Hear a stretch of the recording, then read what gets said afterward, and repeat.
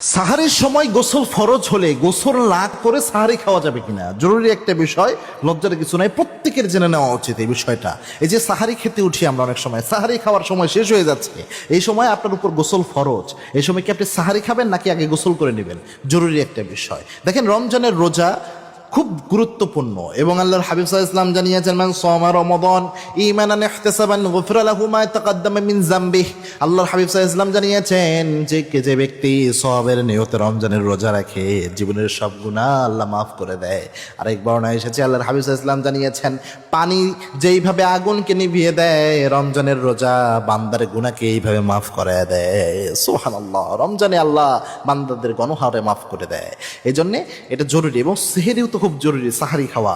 আল্লাহ হাফিজ ইসলাম বলেছেন, তাসাহহারু, হে আমার উম্মতরা, তোমরা সাহারি খাও, ফাইন্না ফিস সুহুরি বারাকা, সেহরির মধ্যে আল্লাহ রাব্বুল আলামিন বরকত রেখে দিয়েছেন। সুতরাং সাহারি খাওয়া জরুরি।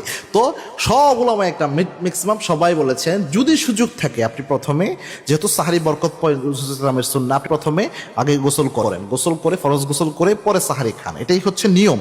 তবে যদি একান্ত আপনার সময় নাই কোনোভাবে, তাহলে সেক্ষেত্রে আপনি আগে সাহারি খেয়ে নেন। সাহারি খেয়ে এরপরে আপনি গোসল ফরজ গোসল করে তারপরে আপনি ফজরের নামাজ আদায় করলে কোনো সমস্যা হবে না রোজার, ইনশাআল্লাহ কোনো সমস্যা হবে না। এবং রমজান রোজা হালকা হওয়ারও কোনো কারণ নেই। ইসলাম অনেক সহজ প্রিয় ভাই, আমরা কঠিন করে ফেলি অনেক সময়। সুতরাং আপনি অবশ্যই সাহারি খান, এরপরে আপনি ফরজ গোসল করে তারপরে আপনি ফজরের নামাজ পড়েন, এতে কোনো সমস্যা হবে না ইনশাআল্লাহ।